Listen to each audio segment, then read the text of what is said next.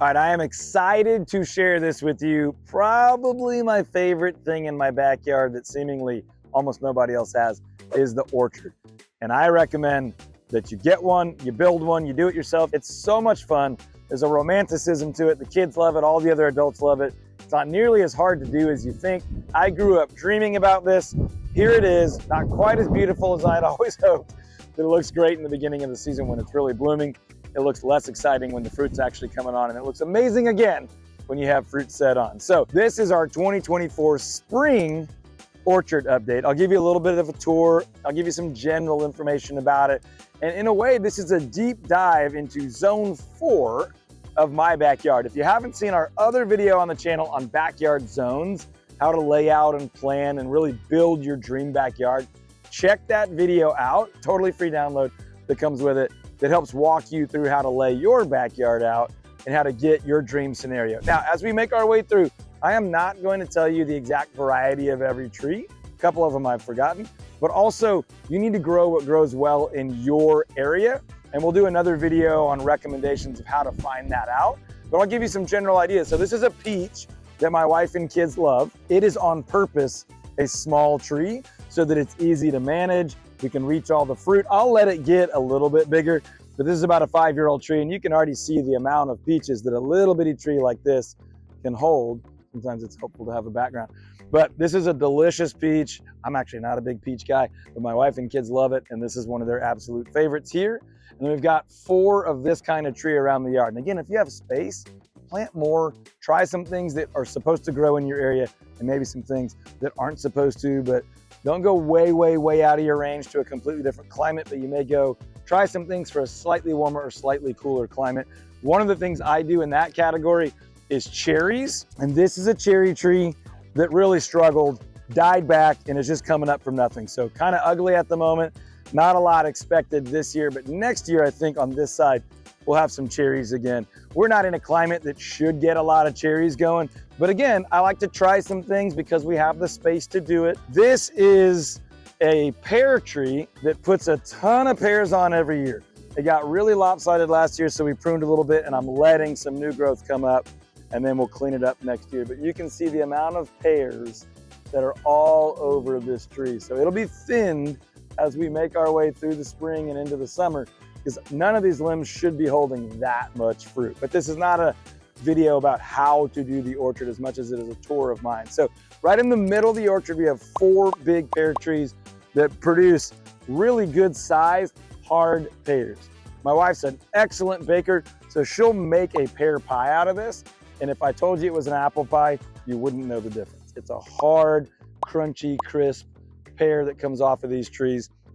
And these 4 have been monsters for probably 8 years, every single year producing like crazy.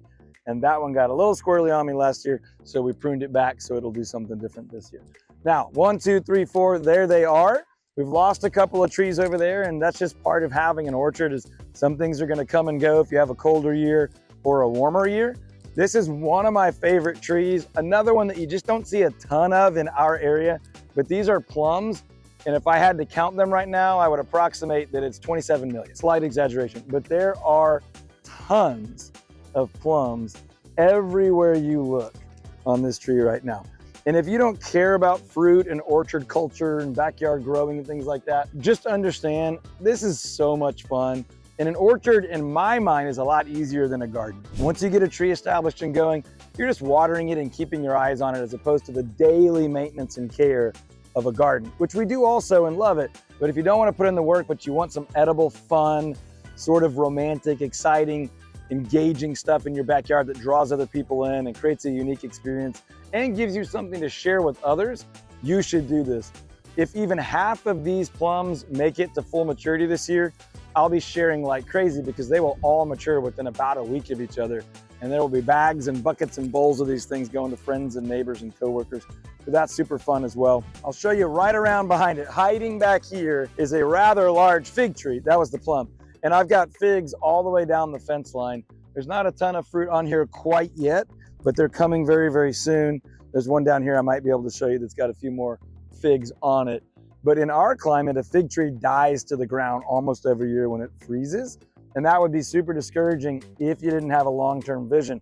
Every year it grows back and the root system is the same. So it just gets bigger every year. You think you've lost it, but the roots are still there and these things pop back up huge. So this is year 5 or 6 on these, and they started as bare root little bitty plants, as did almost every tree I have come off the internet for less than $50 as a stick with roots and like basically sawdust underneath it. So then we plant them, give them a little bit of love and a whole lot of water, and let them go. Let me show you my absolute favorite tree in the orchard. As a kid, I grew up dreaming about having an apple tree in my yard someday. My dad had some family friends that had some apple trees, and I thought about it forever and ever and ever. And again, without geeking out on orchard stuff, when you plant a fruit tree, people say that it sleeps, then it creeps, and then it leaps. So when it's sleeping, you've planted it and it looks like it is not growing, it doesn't care about you, it's not even part of the party. And then it starts to creep. It'll grow little by little for a few years, and then it reaches a certain point and it leaps. It'll almost double in size for a couple of years.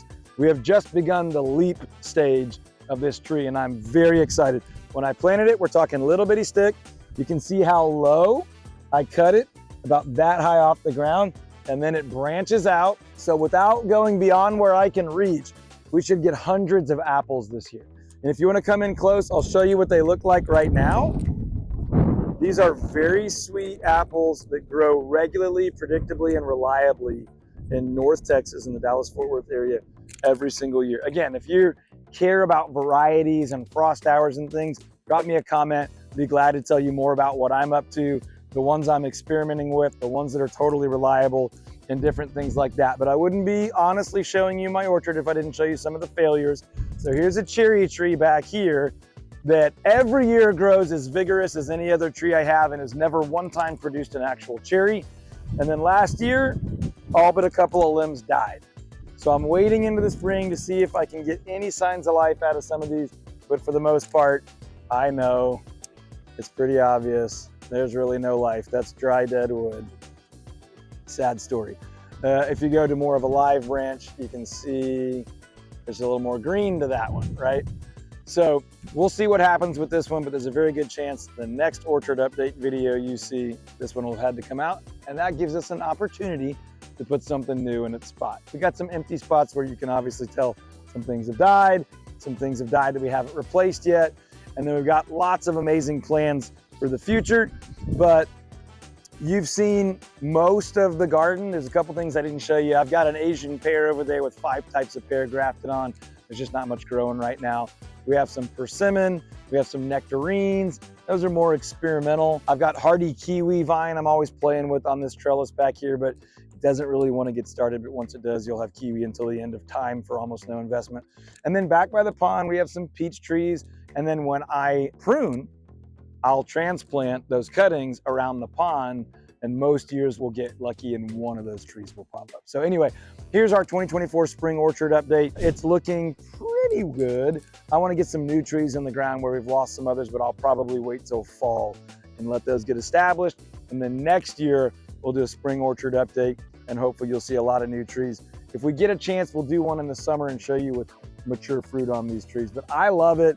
I think the orchard teaches us a lot of life lessons about we are not in control, and we can put in a lot of work and control what we control, and there are benefits and there are lessons. So this is a place I love to bring guests, but I don't even have to bring them. When guests come to our house, they naturally gravitate over here and wonder what's going on. And there's something magical, and I know I keep using the word romantic, but there's something magical and romantic about grabbing fruit off the tree and eating it and knowing that you grew it or your friend grew it or being able to share it. So that's the update for this year. Let me know in the comments what you like, or if you have any suggestions for me. I'm at the very north edge of Dallas County in the Dallas-Fort Worth area in Zone 8A USDA growing zone. If you got some tricks up your sleeve or you got a variety that you love, let me know. If you have questions about what I'm up to, ask me and I'll let you know, and we'll share orchard tricks. I love a big backyard. If you've got one, get you an orchard. I'll see you soon.